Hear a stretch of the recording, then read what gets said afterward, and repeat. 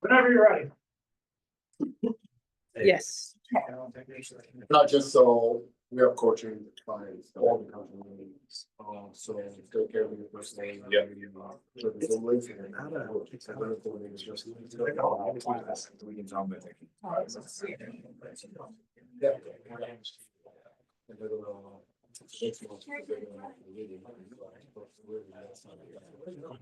Guarantee everybody's contributing that. Everybody, there's chairs in front, sit down. You're nice and warm. Tom, you're still going. There's a lot of. I know. Nice, I like this. Compliments. So you're recording now?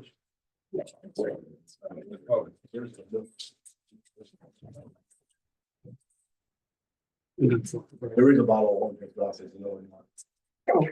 Yeah, there is a bottle. Is that- Yeah, Trump bartender. Oh, yeah, let's get that bottle. Well, my number's, We have. What's up? Okay, what's up? Sure. You can sit here. I just need to. Here, sit down. Yeah. I'll just- I'm gonna take a picnic. Is it starting yet or no? It's sorry. Yes.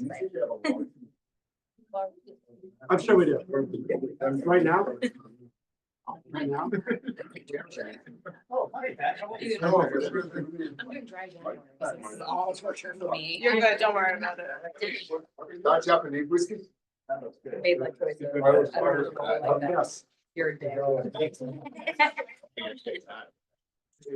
that's what I was hearing.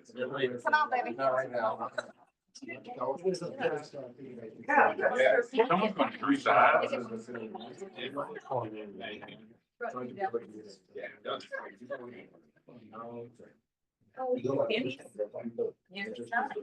I gotta get one. Yeah. Dennis. Yeah, I don't want to hear, For the next 16 months. I don't want to hear people. Otherwise, we'll see more than one here. Bring the bottle, bring the bottle. Bring the bottle.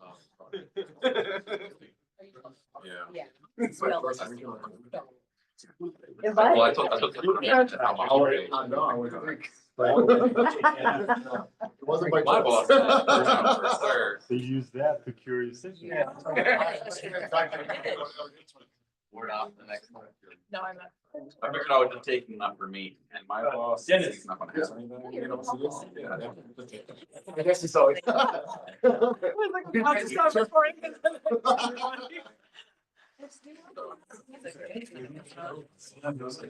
you were gonna take two.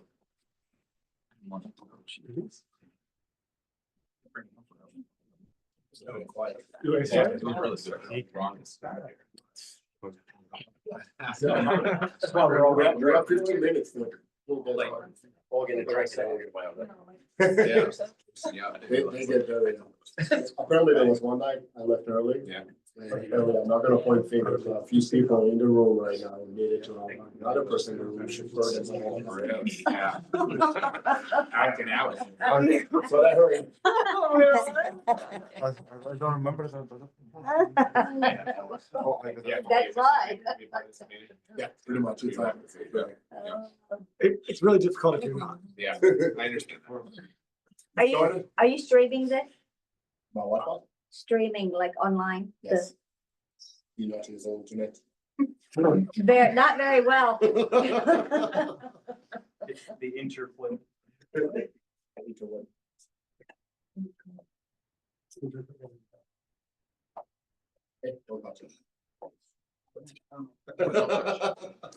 Make sure that blue gun's back there. 5 feet, so that's just. You guys fire those in. We definitely don't have 5 No. to do that. Oh, like like that camera closer. Oh, the one from the down. Yeah. I don't think it's plastic.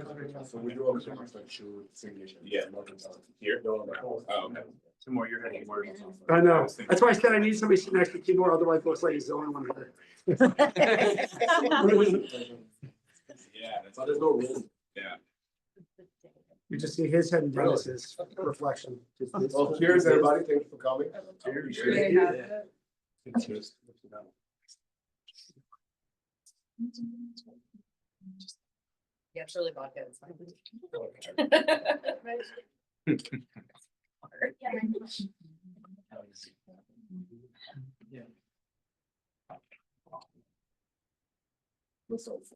Everybody's so quiet. Just so you know, there's. What? You guys did a great job with this room, by the way, because that looks really cool, you guys in there. Thank you, tomorrow. Yeah. Yes, thank you too. Only did the bar, everything else you Yeah. guys did. So. Megan, Curtis, did everything else. You did that Good job. Curtis here for days breaking those boards. Never again. Never say never. Every time we move James, we say we'll never do this. Every time you move or buy a new house, you're like, man, I am not buying all this shit. Did you ever do that? I'm never packing again. I'm gonna have a company come and do it all for me, right? All Sometimes I time. move, I always do it by myself. Jerry's on the. Louis? Jerry. Well, he's in Weinstein? Detroit, so we give him. Jerry, I don't know. Well, you can't talk, right? He's muted? Yeah, he's muted. Perfect. You guys threw that up there? You're asking for a lot right now. Hey, that's a great idea. You wanna do it? Sure. That's- I heard that, BK. Oh, Got a big hammer. he said hi. He's not muted. He just, yeah, I mean, I didn't do anything. stop unmuting yourself. Turn the volume down. What's up, gentlemen?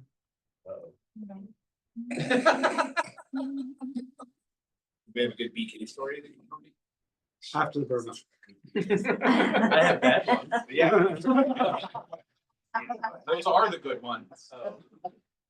Just remember to keep the balls. Yeah, that'd be a good one. Michael and I used to work together. So that was a lot. Really? Yeah. We both left our wives at the same time. and we went to the bowling together. Before we moved in together. Wait, before each other or? Are you judging? 2025. Yes. Okay. I wanted to try new things. What, is that weird? Obviously, they More were than- more than 11. I was the second wife, just in case anybody's wondering. Was the most amount of wives. I think that's Yeah, So I'm gonna be always that guy. He takes after his father-in-law. Yeah, my father-in-law, he was 4 times divorced. I'm not about to divorce. Okay. Yeah, so again this year. That's right. That's right. I'm married 4 times. I can't get it. So one of us has to die. Okay. All right, good to go. Shut up. So, So we're good. Are you recording this? Yes. All right, guys. Well, like this crowd, there's a lot more people than I expected. Awesome. Well, obviously, thanks to Jeremy, not thanks to me. But I appreciate you all being here for our very first speaker in this new evolution of Masada with the coaching program and everything. And Jeremy is a friend. I'm gonna let him introduce himself. We met through some other mutual friends, not too long ago, actually, probably a couple of years ago. But we connected, we did off, and he obviously wrote a book, which I thought added a lot of value to a lot of stuff that we do as tactician and as business people and entrepreneur. And when we decided we're going to start this speaker series, I immediately went to Michael and I said, listen, I think a great first speaker would be Jeremy Hurewitz if we can convince him to come here, and worked out perfectly because he happened to be in DC this week doing some other things. So it worked out nicely for us to get to have him here. But we're going to have a little bit of an informal conversation, try to guide the conversation towards more what I think is interesting to you. But we said we're going to open up to a Q&A so you guys can ask pretty much anything afterwards. And if you guys are watching it on Zoom, you don't get to ask questions. So sucks to be the next time shopping person. I've been informed that you're allowed to type a question, and maybe Allison will share it with you. All right, so with no further ado, Jeremy, you want to give us like a quick brief of who you are? Because I know your bio is super extensive. By the way, there's a podcast that I did with Jeremy. Did that drop already? So it's online. You guys can access it. There's a longer interview there. You can learn a little bit more about the other side of Jeremy's story, which you're not going to get to as much today, but the journalist side and the security side a little bit more. But just a little bit of your bio. Sure. Well, thanks so much for having me, BK. You know, much I respect your work and your service. It's great to be with everybody here today. I started my career overseas. I was a journalist based out of Prague and Shanghai for about a decade. I did a lot of reporting on foreign policy in the intelligence world. came back to New York where I'm from, and for most of the last, roughly 15 years, I've worked in the field of corporate security and intelligence. And I describe that world as the biggest industry that no one's ever heard of. It's a multi-billion-dollar industry that shapes the foreign affairs and business world, but nobody really knows that much about it because it is full of clandestine characters. It's mostly populated by people who have a government background. So they do take journalists in this world because we have the ability to write, to investigate. I knew some of the markets our clients were very interested in, like China. So I got welcomed into this world, and I worked very closely with CIA case officers, members of the Special Forces community, members of the Department of Justice, and critically FBI hostage negotiators, because one of the areas we worked on is kidnap for ransom negotiation, which is a really fascinating space. And so for many years, I observed these individuals and the incredible skills that they have when it comes to overcoming a variety of challenges, when it comes to relating to people from all sorts of walks of life. And I had thought about this idea of selling like a spy. And a couple of years ago, I made it happen. And that's kind of what I do these days. I'm an advisor at H4 International, which BK is somewhat affiliated with. I'm an advisor to a think tank in DC. I've been in DC this week. And I do a lot of writing otherwise, mostly for the Hill in DC, actually. So yeah, that's a bit of background. Perfect. So I know we have a few questions that we want to delve into, and naturally I gravitate towards the security and the special operations work, because that's my background. I'm not trying to stay away from that today, actually, because that's not the topic as much. But you said that it is the biggest industry that people are not aware of, specifically in the business world, right? So how do you think the two combine? Obviously, sell like a spy, right? So how do we combine that clandestine, that intelligence world with the business world? Where's that marrying happening? So you're saying like how does it wind up influencing kind of like foreign policy and stuff? Yeah. I saw that a lot with China because when I got involved in this world, China was a really big deal. These days, the business community is not as active in China for a variety of reasons we can talk about. But in the late 2000s, everybody wanted to invest in China. And one of the most colorful episodes that I was involved in was involving an investor that was known as Muddy Waters. They were a short seller, and they came up with something about a Chinese company called Sino-Forest. And they said they were exaggerating the amount of timber this company had. And it created a huge scandal because they were right. This Chinese company was totally lying about how much timber they had to sell. And everybody shorted the stock and they made a lot of money. So every hedge fund in New York contacted the company I was working with and wanted to short every Chinese stock that they could get their hands on. And really quick, one of my favorite stories of this world was we started working, I can name the company now, it was called Real Gold, a Chinese company listed in Hong Kong. And they asked us to investigate the company because they wanted to short it if it was fraud. Well, there were a lot of red flags in the initial research we did, but then we sent somebody to the mines that were in Inner Mongolia, so a very central part of Central Asia. And we found they had 3 mines. One was producing gold. The other 2 were a total sham. One was flooded with water. The other was just kind of abandoned. And so that was enough of to really actually do our report. But then our guy went down to the village and he talked to people and they said, oh yeah, they paid us to act like we were very busy at these mines. And a bunch of white men in suits came to watch us. So it was the Banker Roadshow prior to the initial public offering, and they faked the whole thing. So our client, we probably charged them $40,000 or $50,000, probably made millions on the report. The company was delisted from the stock exchange, and we did a lot of that. And subsequently, in the coming years, the US government has made all sorts of legislative changes that if you're a company and wants to list on a US exchange, you have to adhere to American accounting standards. And there are a variety of changes that have been made. And I think they were directly a result of the work that we did on behalf of investors. So that's just one example about how our work has quietly shaped a lot of aspects. I think so. You don't think about it, espionage world, the investment world kind of affecting business in that sense. Right. So that's pretty cool. So, we talk about espionage in general, spy, everybody thinks, movies and James Bond and that sort of stuff. So there's a lot of misconceptions out there about what is that world really like, right? Yeah. And I know my side, but I want to hear your side. Yeah. Like, what's your interpretation of that world? Yeah, well, pretty much every talk I give, I start off talking about misconceptions, and I have a picture of James Bond, with his Aston Martin, and because my belief, It is my favorite car. I love an Aston Martin too, but I joke around with people. I'm sorry to burst the bubble. Spies don't typically look like Daniel Craig, There's a joke, I mean,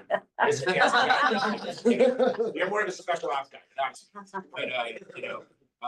there's a joke that spies are medium everything, medium height, medium stature, medium looks. Because think about it, if you're a spy at a diplomatic event, is it better to be some sort of heartthrob that everybody's kind of tracking around the room and remembering and keeping an eye on?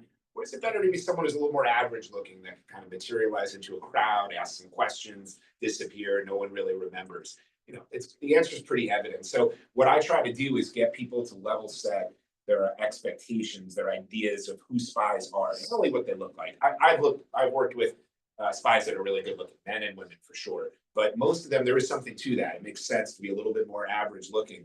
And the idea that spies are involved in gun chases and gunfights and car chases isn't really the truth. Like, spies are more elite relationship managers, okay? Spies, case officers in the CIA often think of the agents that they're running as the actual spies. They're the one who get the intelligence. They take the little pictures with the cameras. They share it with their handler.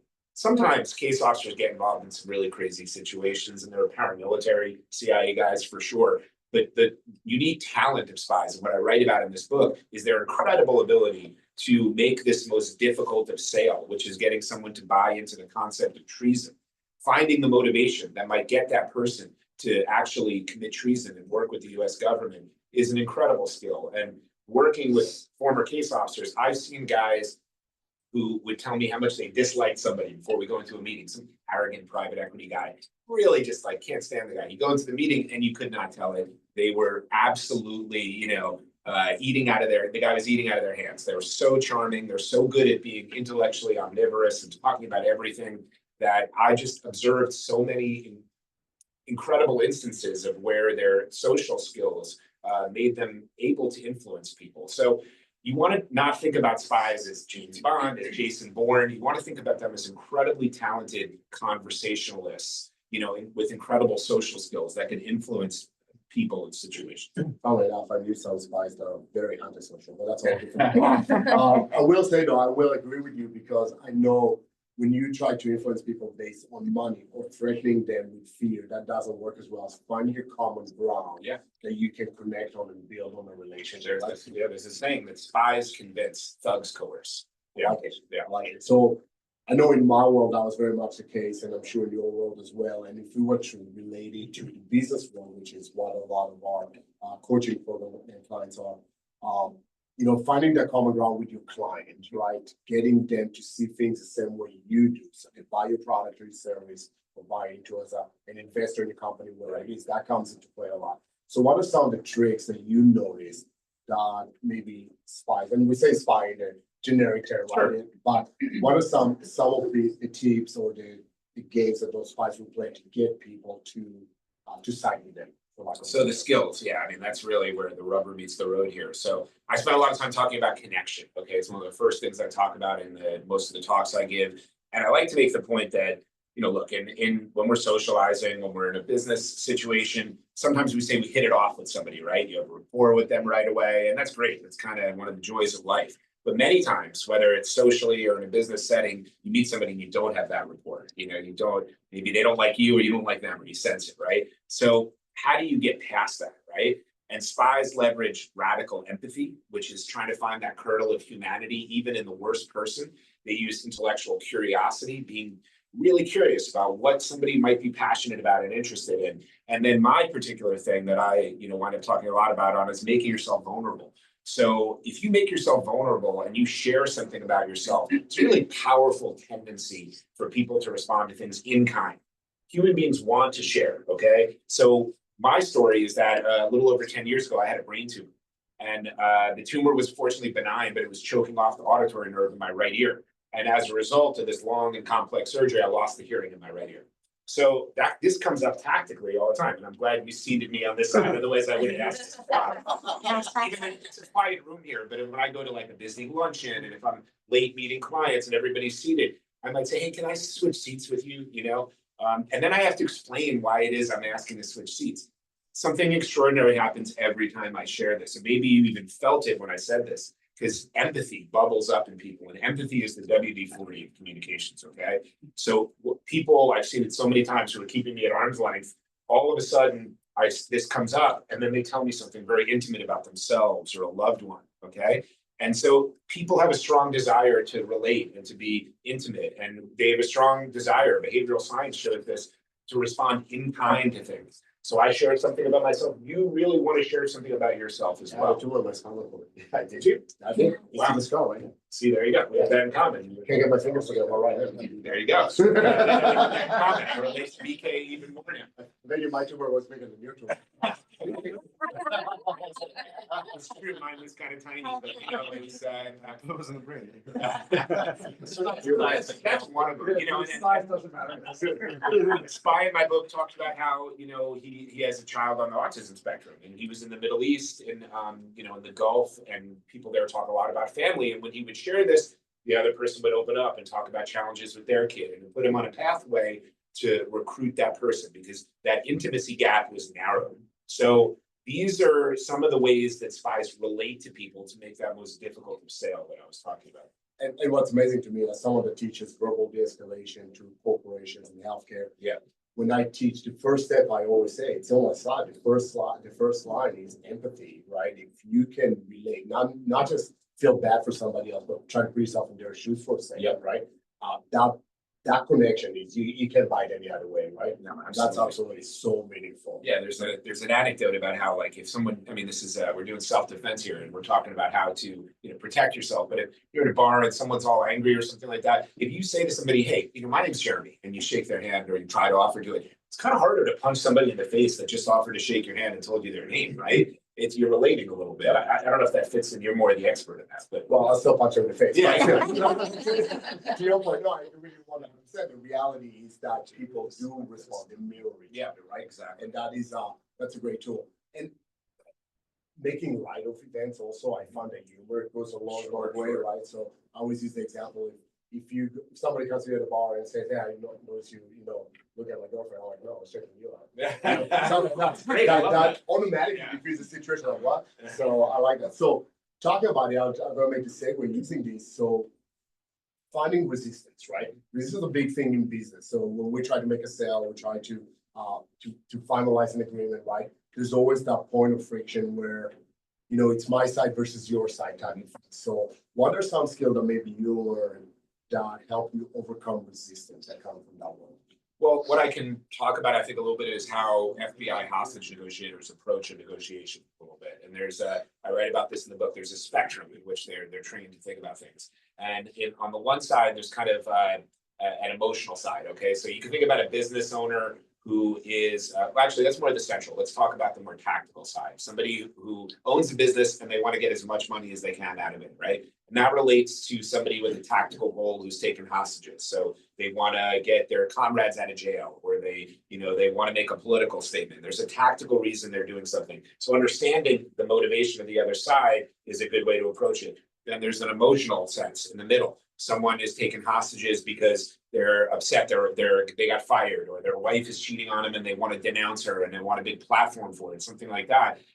The analogy in business would be someone, you know, who's a very successful business owner, he's made a ton of money, or she made a ton of money, and then they don't care as much about the money, they care about the legacy, they care about their name on the thing. So that's a very different negotiating stance than someone who's trying to maximize their profit.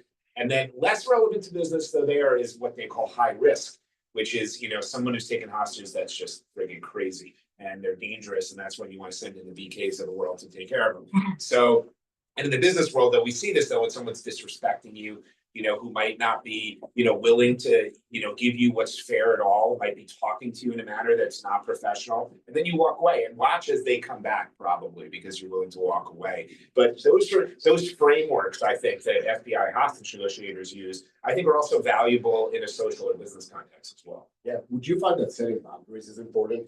Because I find it in the business world, I found it in my background also on the military side, was you talk about walking away, right? There's just a line that you're now willing to cross. Yep. Right. And I find negotiating with certain elements, whether being in the tactical world or business world, right? There's always that pull to try to get you to cross that line. And people that cross that line lose respect, right? But the second that you set those boundaries and you're allowing yourself the opportunity to, okay, you know what, that's just a line I'm not crossing, I'm gonna walk away. To your Yep. point, they'll turn to come back, right? Yeah, I think there's some truth to that. What I've seen is sometimes you have to stand up for yourself, even in a business environment with a client you're trying to cultivate. I remember being kind of disrespected by a client who didn't know my background at all, and they said something to me about China, which I happen to know a lot about. And the guy was super arrogant, and he was disrespecting me and the team, and so then I very calmly but sort of debunked what he was saying, and it was clear I knew what I was talking about, and I embarrassed him in front of his colleagues, and his colleagues, several of them later independently, said that guy is such a jerk and he was treating you guys so badly, and I wound up winning the account and they wound up working with us. So sometimes you have to stand up for yourself, no matter if it's business or everyday life. So you do have to stand up. Yeah, and there's just some non-negotiables, right? And you have those in the non-negotiable and you have them in the business world. Yeah. Because sometimes standing up for yourself may mean that you may lose that contract. Yeah. But it is an important line that you don't want to cross. Yeah, and then I write in the book about ethics, and I'm really interested in ethics. And the CIA has an ethical framework. The guy who wrote the foreword to my book is the former head of the Counterterrorism Center. And in the 90s, he was brought in because the CIA had no ethics program. It was like, oh, we'll figure it out, right? Well, Bob Grenier was brought in by the Clinton administration to provide an ethical framework. And I write about it in the book because there are analogies for corporations. So in the CIA, you have to, the highest purpose is being, faithful to the Constitution. And then it's, if I remember this all correctly, it's, the mission that's paramount after that. And then it's, the agent, keeping them safe and making sure you're doing the right thing. And then it's, the fourth is protecting the agency. So they don't want you to put protecting the agency ahead of the mission, right? So giving that ethical framework to case officers in the field help them make critical decisions. And I talk with corporate executives about, hey, you're a corporation, you want to make money, but you're also like, well, we care about the environment and we care about being good colleagues. And we can, so if I'm an employee, what are my ethical responsibilities? Giving people a framework and a hierarchy about how they should be making decisions is just good business, and it helps people excel. And interesting enough, that may conflict sometimes in the sense that one thing I tell a bar, a standard for you to measure whether you're making the right choices or not is it bringing you closer to your goal, right? So if the answer is yes, then yeah, go ahead and pursue that. The answer is no, then don't do whatever it is that you're about to do.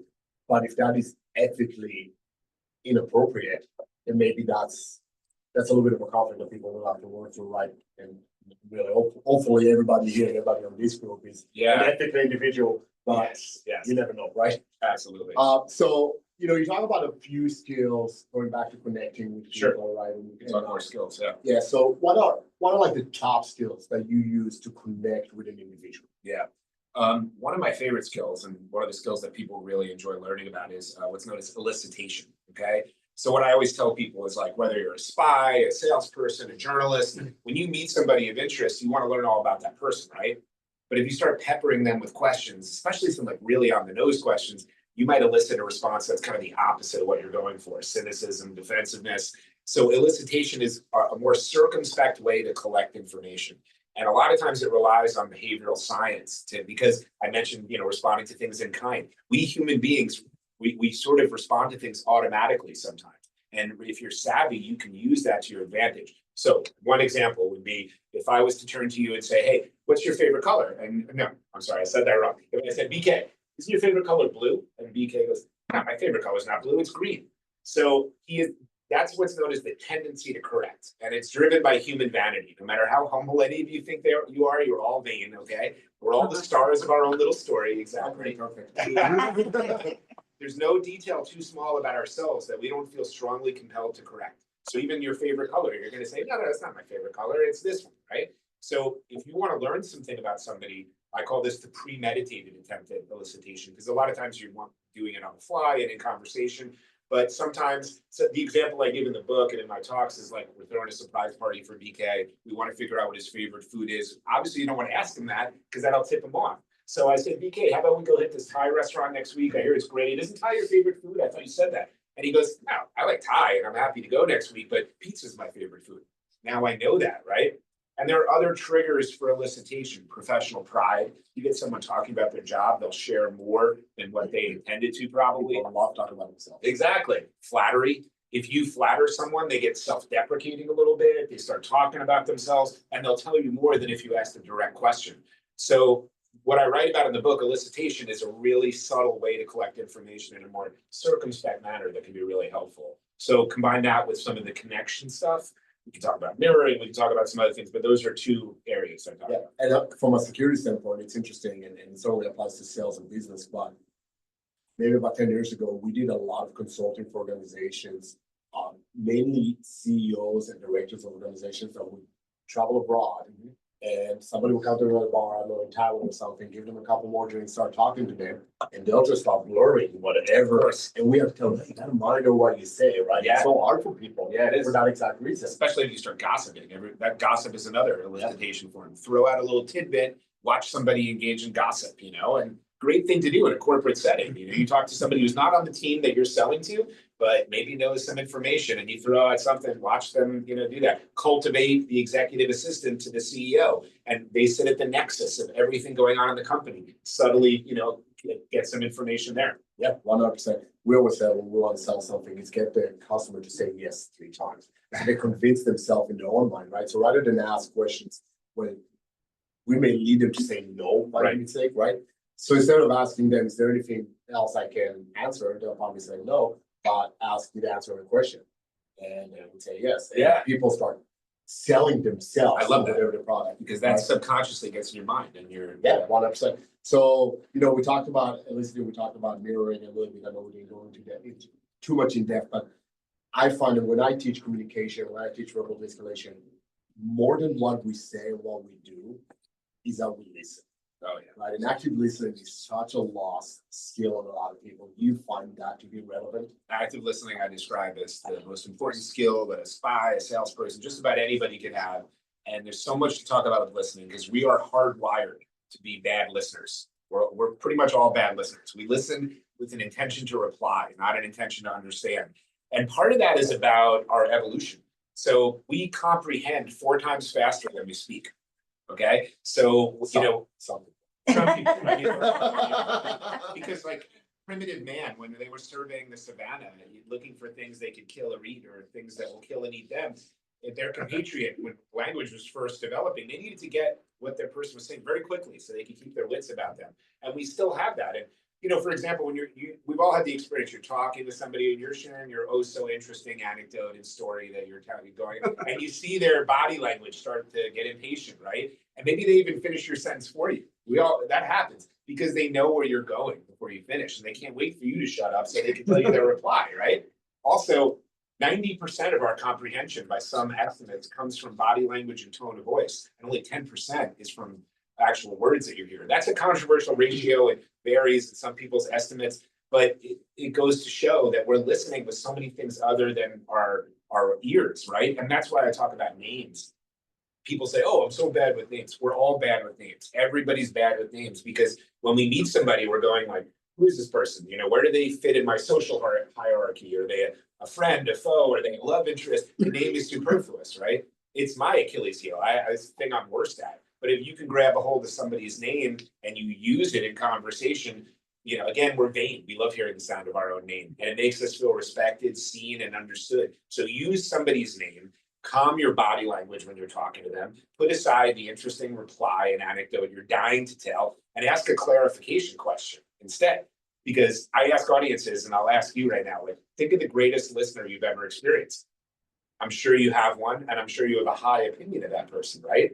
So, be somebody's best active listener, commit to developing an active listening practice, and shut up every once in a while. Just listen better, I'll say first one, nobody can say my name. So that's first. But the other thing is I agree with you.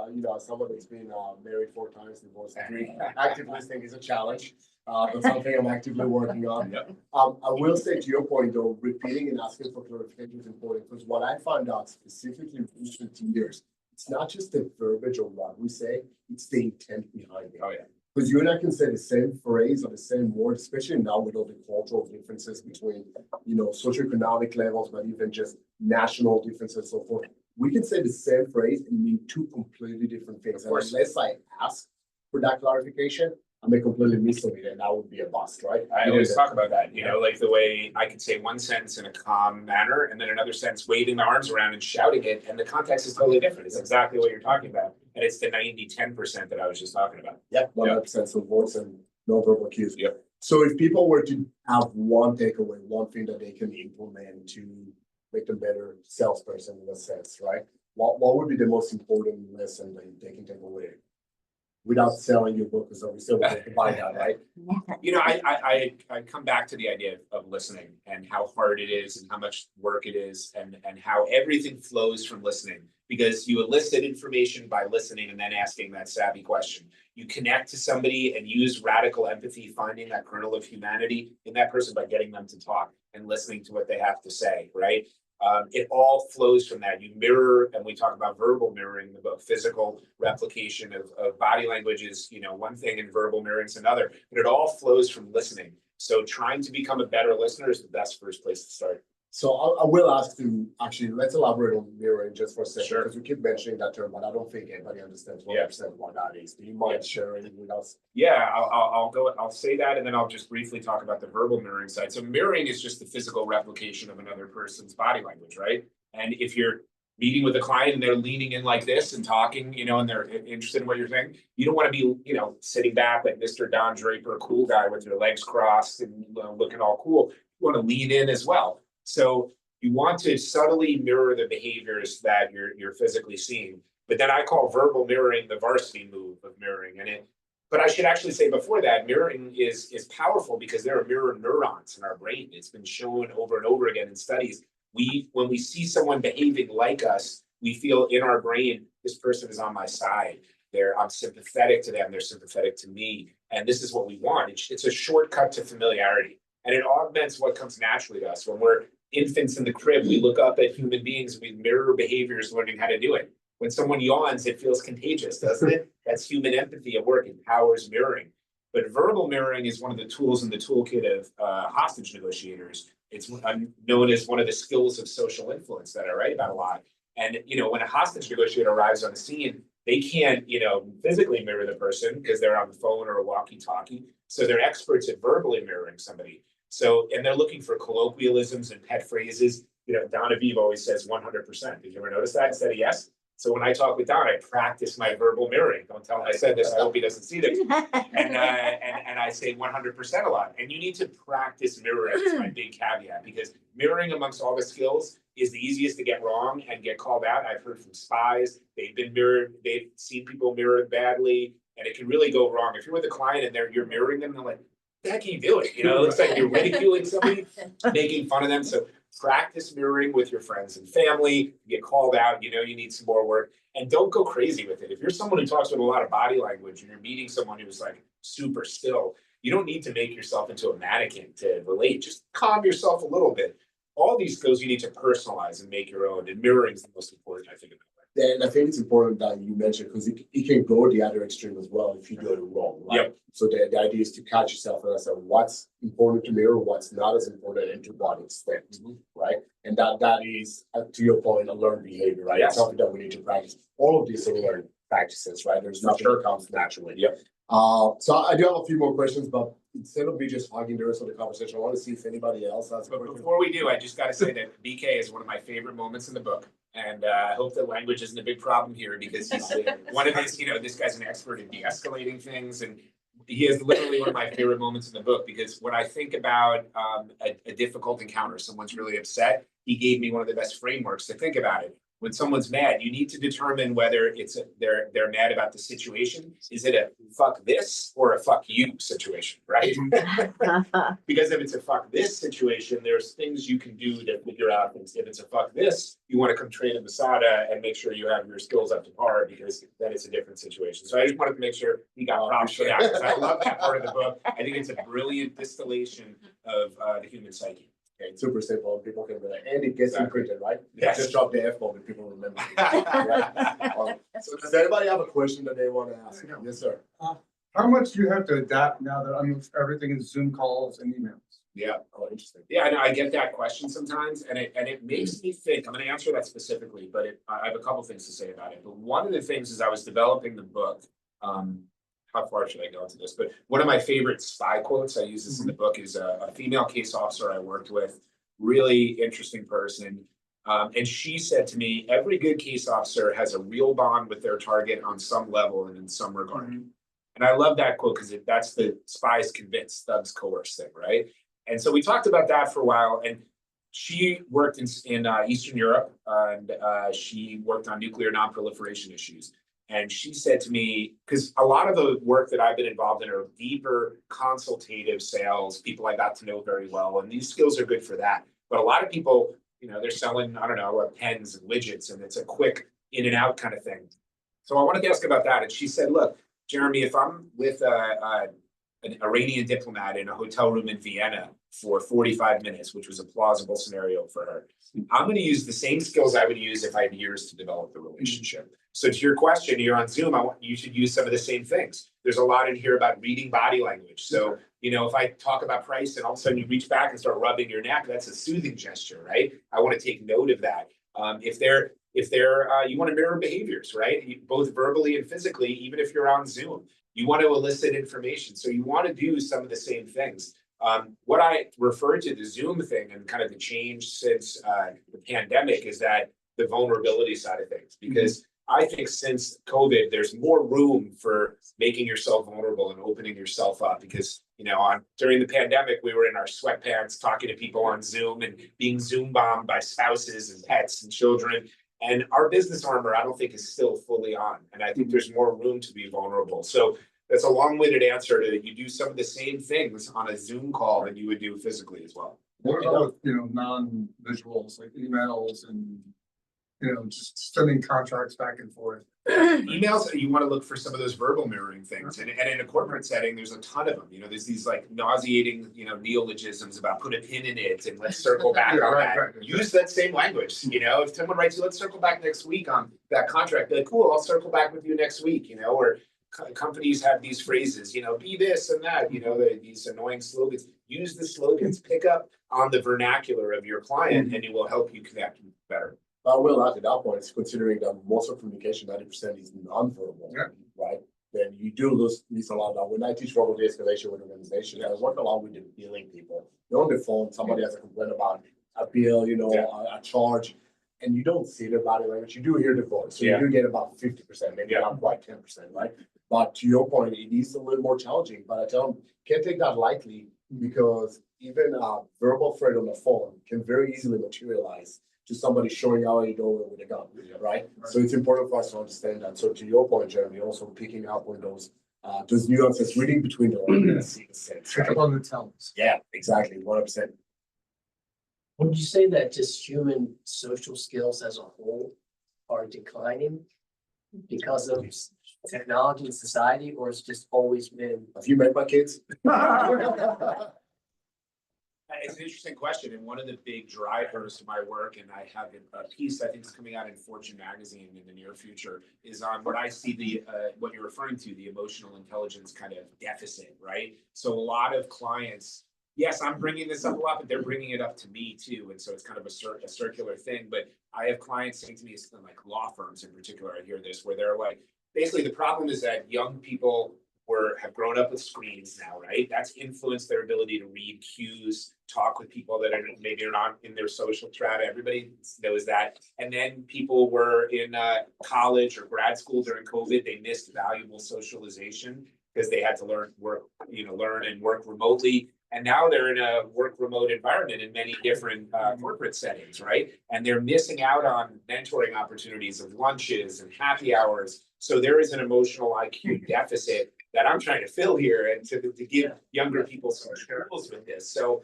I don't mean to be the grumpy middle-aged guy being like, oh, these kids these days don't know how to, but I do feel that, and I think there's some evidence to support it. And I hope that by trying to have an active conversation about this stuff can help it. I just as a parent, I would have to agree with all of that. Just knowing my kids do it to iPad and whatever, it's only a challenge. Like you see, kids nowadays don't learn how to write script yet, right? So a lot of those skills that we grew up with, they're missing on. And that goes to that interpersonal Yeah. relationship, 100%. And I think it's driving also artificial intelligence, like there are jobs that just simply aren't gonna exist. And the people that have good emotional skills, that have good people skills, we're still gonna need that. And that's gonna be really important, right? Somebody who can distinguish themselves because then people like being around them. They like relating to them. They can calm encounters and they can relate to people. Those are valuable skills to cultivate. Yeah, website. Good question on that. So do you feel like LLMs and other models can actually pick up those skills much faster than human beings that are missing that? Because that's a learned skill, right? So you train the model to follow that specific. It's much easier to train the model than train a human being. Yeah, I don't have the answer to that, but I'd be surprised if AI is going to be in the near future and maybe all of our lifetimes, but who knows, as good as human beings are in picking up cues, in being able to understand all of the dynamics, not only between two people, but in the room. A lot of what I talk about also, and it's a good moment to mention, is what I call the atmosphere and intangibles. So I talk about it in a sales setting. If you're a salesperson and you walk into your potential client and you see the front room is very Spartan. There's no art up, it's very basic. And you look inside and it's all cubicles. Well, that says to me like a value sell is the way to go, right? Because they're going to probably be more focused on budget. I've worked with a lot of hedge funds, as I mentioned before. You go see a big multi-billion-dollar hedge fund in New York, they have floor-to-ceiling windows overlooking Central Park, beautiful art up on the walls, beautiful furniture. That doesn't scream value sell. That screams, premium sell, right? They want the best of the best. So I don't think AI is going to be able to walk into a room and determine what the atmosphere and intangibles is telling them about, what's going on there. And spies think about that, okay? And we should be thinking about what the atmosphere is here. You're not walking into this room and, you walk into this room and you know that there are people who have fight here. There are people who have been involved in different things. It's like a tough environment, right? That should color how you approach people, and you do that automatically as a person. I have yet to see the evidence that AI is going to be able to do that, but it's not my area. So a lot of what you're talking about, I can imagine it's true to, people in the United States, because I would imagine mirroring or just even a form of mimic, it seems like I'm mimicking you, right? I'm mocking you. In other cultures and other socioeconomic groups, does it all work? Is it like an even playing field on this sort of topic? It's not. Yeah. So for instance, like I talk about this in the book, that I'm a really candid New Yorker. Like I value candor. And I think candor can be a really disarming way to relate to people. People, especially in a sales setting, think you're trying to pull a fast one or something. And if you're really candid, they appreciate it. So I've used candor a lot. Let me tell you, living in China drove me bananas, okay? Nobody wanted to tell you no, if you got angry, they start kind of laughing and feel, and I'm like, no, just get angry with me. Start pushing me, yelling at me, Let's get into it. Yes, exactly. I'm a New Yorker, and so culturally, there's some totally different environments, and you need to, think about that. But some of these things are true. Some of the ways that we relate, I think aspects of mirroring are true. I think being a great listener is true in any culture. Sure. So there are certain universal aspects of it, but when you're traveling abroad or dealing with someone from another country, especially in their country, you need to do some homework about some of the cultural traditions and understand that. And I said that would translate not only the technical world, but also the sales world, like the business world. Getting our intelligence and our homework done in advance goes a long way in setting the ground. So we don't make fools of ourselves and actually can relate in a better manner. That's a huge part of it too. I relate to that, or I write a lot about that too, because in the business world, a lot of times I worked with some really talented salespeople. I named them in there, and I got their blessing to mention them. I'm thinking of a couple guys that were super charming, smart, passionate about the company and the sector, but they were just like in love with their own voices, and they don't shut up enough to relate, and sometimes you have to do that. But what I wanted to say there was talking about preparedness and creating kind of a dossier of information on people that you want to influence. The CIA does a ton of work. Sometimes a spy will meet somebody and recruit them on the spot. It's called spotting. But most of the time, there are targeting officers. There's a detailed group of people that are doing things to target, say, an Iranian diplomat. There'll be signals intelligence that'll show they have a sick child at home in Tehran that can't get the medical care that they can get in the US. Well, that starts the wheels moving, right? You can get treated at this hospital in Minnesota But what is this person like? Well, they play sports, they play soccer in a rec league every Thursday night. They love this French restaurant in, Frankfurt where they're based, and, all these things. And they will use all of this information and get the right case officer to work on that. So I think businesses don't necessarily do enough homework with that. They certainly don't do enough note taking and create a kind of legacy of information in their CRM systems to capture that. So there's a lot that can be done to replicate what the CIA does in that way that can be helpful. And I will build it. I would say a lot of so obviously teaching verbal de-escalation, we always come from the point of how do we decrease confrontation, right? And I look at it from the point of removing triggers. If I know, for example, that you don't like BK, the next time you come, who cares? But what I'm saying is next time you come into the facility, I may ask BK to take a walk and get somebody else to come and deal with you so I can remove a trigger, right? Yep. So my goal is to decrease friction whenever possible. And that comes to intelligence. I need that information in advance. If you're, let's say, allergic to I don't know, shellfish, and I'm not gonna take you to a restaurant that serves seafood and shellfish. So I feel people don't do enough homework. It's not in the sense of just knowing what the person likes, but also what the person doesn't like or doesn't want. Absolutely. Right? And one of the things I talk about is, there's the old cliche, you can't judge a book by its cover. It's nonsense. You can judge a book by its cover, okay? and behavioral science backs that up. We make very quick, in a fraction of a second, assessments of people, and they are largely proven right. So when you're at like a business conference, you're like, who do I approach? You want to go with your gut and you want to use these assumptions about people, but take it further. If you're going to go meet with somebody, look at them on LinkedIn. Is the picture of them, in a suit and tie and they're trying to look all professional, or are they holding a duck up in the air with sunglasses on and a, baseball cap or something, what else is on their LinkedIn page? Have they worked at the same company for 20 years? Or do they seem to shift every 3 or 4 years? Have they lived in cities that like all these, where did they go to school? Is it a big college basketball school? Like all of these things should be thought of and utilized by matching the right person up who might, pitch those people. And those same ideas should be used in other aspects of our life too. Yep, 100%.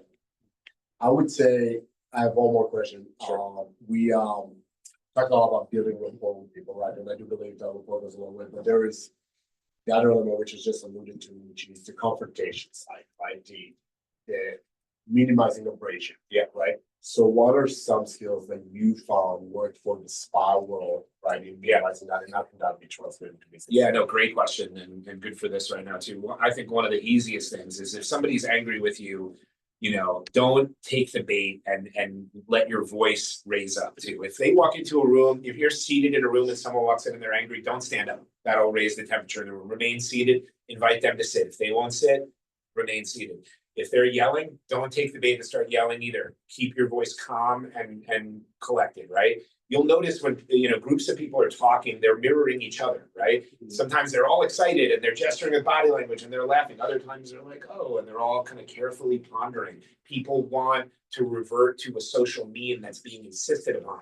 So FBI hostage negotiators, when they're dealing with someone who's taken hostages and they're yelling and screaming, they will never yell and scream. They will constantly talk calmly to that person, and eventually that person will calm down. You want to give that person an absolute opportunity to vent everything they have to say. Even if you're like, that's not true, I'm busy, let that person fully vent, okay? And then invite them to be a part of things. Say, what would you like to do here?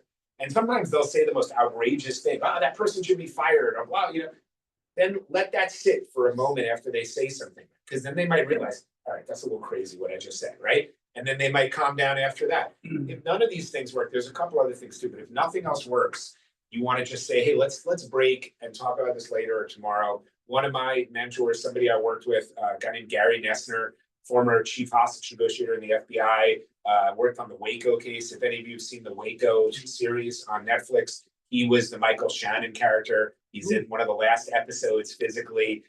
He's a really cool guy, and he wrote a book called Stalling for Time. That's what hostage negotiators do. Time will calm everything down. If you're in a business situation and somebody's upset and you can't get them to calm down based on any of those things, or BK's ideas as well, the F this or F that, stall for time. So let's talk tomorrow. You'll be surprised how much easier it is to talk about some of those things. Yeah, no, love it. Anybody else? How do you deal with clients that aren't pulling their end? That aren't pulling their end. Yeah. Like, they're supposed to have this done by a certain date, and they just don't. I don't know if I have an answer for that. You might have Stick to. to Guys, a contractor. Right? You don't wanna take it to court. So you're just in this limbo. Yeah, That's crazy. I don't know if I have an answer to Yeah, that not to one. put any Yeah. words in Jeremy's mouth, I would say going back to boundaries, those boundaries have to be set in advance, right, and you have to stick to them. Well, yeah, it's in contracts, obviously, but you don't wanna spend, get a lawyer, spend $10,000 to go to court for $5,000 worth of. Which you got for the attorney. I wanted to show right now, I'll talk to you later. I know a guy. I know some guys. I Yeah, know some guys in New York. I guess along those lines, like you talked about kind of de-escalating, but when you have to say no, if there's a boundary or an ethical or, some situation where it's just a hostage situation, maybe is an analogy where you can't agree to something, like, what's the most effective way to say no? Or how do you, is it candor? Is it a slow walk up? Is it, I don't. I think you have to have emotional intelligence and figure out for yourself which one's gonna work. I value candor. So I have said, I related that situation earlier about China and how I, was candid about my assessments, but I think, saying candidly, hey, this isn't gonna work for me. So, best of luck. Maybe we'll do something next time. That could surprise people and shake people out of their stupor. I'm not a big fan of, the fade, ghosting someone, whether it's dating or business, I think candor's the way to go. But you need to read the room and you need to read the situation and understand all the atmosphere and intangibles that I talked about physically or, contextually in the relationship. But standing up for yourself and understanding if it's a high risk situation, you're not being treated with the way that you need to be treated baseline, you need to walk away and you need to find how to do it. Cool. Jeremy, thank you so much. Thank you, my friend. Yeah. Cheers. Cheers. Cheers. You guys stick around a little bit, have another drink, and feel free to get Jeremy's book. Yep. Those of you that are part of the coaching program that actually follow what we do.